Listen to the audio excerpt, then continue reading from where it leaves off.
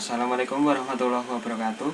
Saya Bagas Cahya Aji dari Prodi Bisnis Perjalanan Wisata kelas B, ingin menjelaskan opini saya terkait reklamasi Tanjung Benoa yang menurut saya akan mengancam keberlangsungan wisata di Pulau Bali, terutama di kawasan wisata Tanjung Benoa itu sendiri.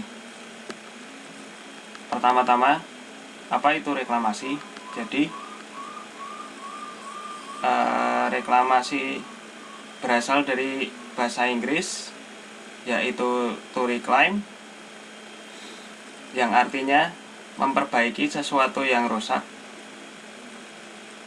atau lebih spesifiknya mengubah lautan menjadi daratan.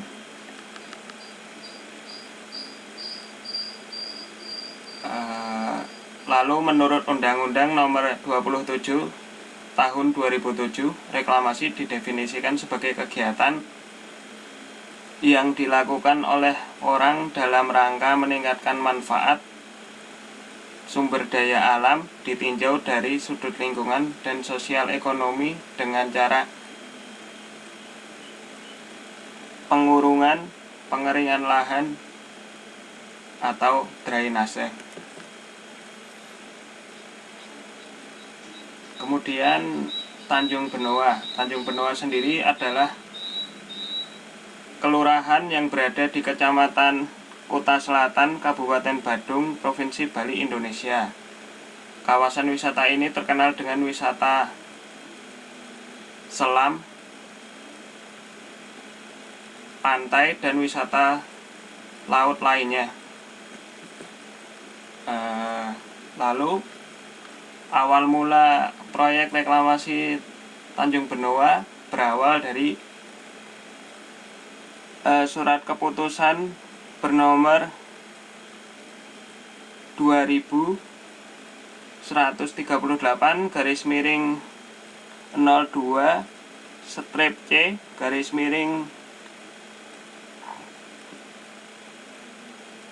HK/2012 yang memberikan izin kepada PT Tirta Wahana Bali Internasional atau PT TWBI untuk mengelola Teluk Benoa seluas 838 hektar. Di sini saya melihat beberapa dampak yang ditimbulkan berdasarkan informasi yang telah saya kumpulkan.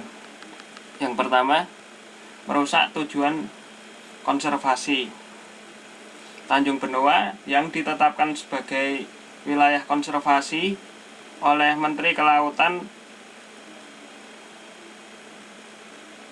berdasarkan surat keputusan Menteri nomor 46 Kepmen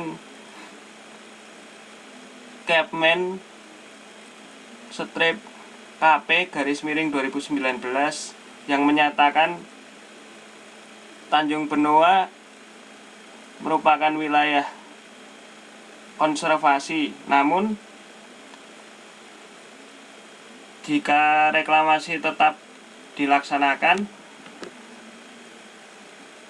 maka undang-undang itu, keputusan menteri itu akan terasa seperti kehilangan kekuatannya untuk menjaga supaya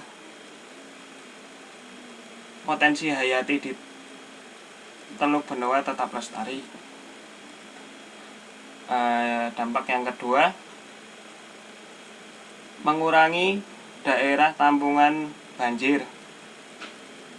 Teluk Benoa sendiri merupakan pertemuan dari 5 daerah aliran sungai atau DAS, yaitu DAS Badung, DAS Mati, DAS Tuban, DAS Bualu, dan DAS Sama. Adanya reklamasi akan mengurangi daerah tampungan banjir karena berubah menjadi sebuah daratan. Lalu dampak yang ketiga, memperbesar potensi bencana alam. Dengan adanya reklamasi, otomatis kawasan hutan mangrove di Tanjung Benoa akan berkurang, dan itu akan mempengaruhi atau mempercepat terjadinya abrasi pada Tanjung Benoa, kemudian juga mengancam biota dan makhluk hidup lain yang ada di sana. Lalu tanah hasil reklamasi akan lebih labil daripada tanah di sekitarnya, sehingga jelas akan berpotensi besar untuk mengalami bencana seperti banjir, tanah bergerak, dan lain sebagainya. Lalu dampak berikutnya, timbulnya ketimpangan di Bali. Dengan dibangunnya reklamasi di Tanjung Benoa, maka pembangunan Tanjung Benoa akan lebih pesat dibanding kawasan di Bali di sekitarnya, dan itu jelas akan membuat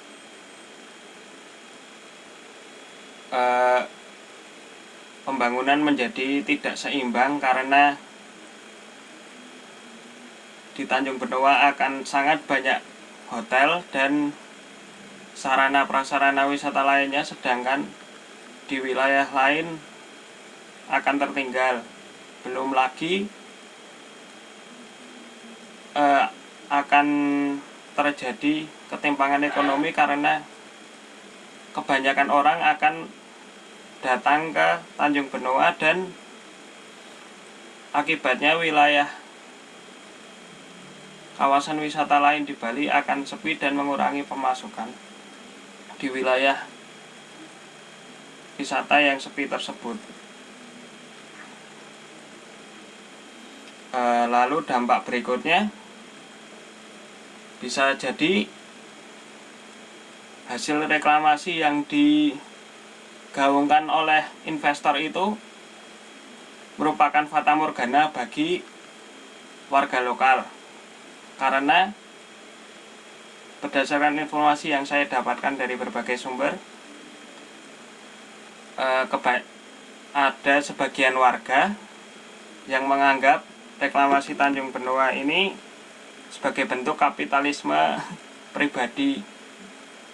Jadi para investor hanya menginginkan tanah yang murah dan cepat, tanpa memedulikan dampaknya bagi masyarakat dan alam sekitar. Belum lagi apabila wilayah reklamasi tersebut gagal bila reklamasi tersebut gagal dilakukan, jelas para investor akan meninggalkannya, sehingga yang tersisa hanya lahan yang rusak dan terbengkalai. Lalu dampak selanjutnya, bangkrutnya wisata di Pulau Bali, khususnya di Tanjung Benoa tadi. Apabila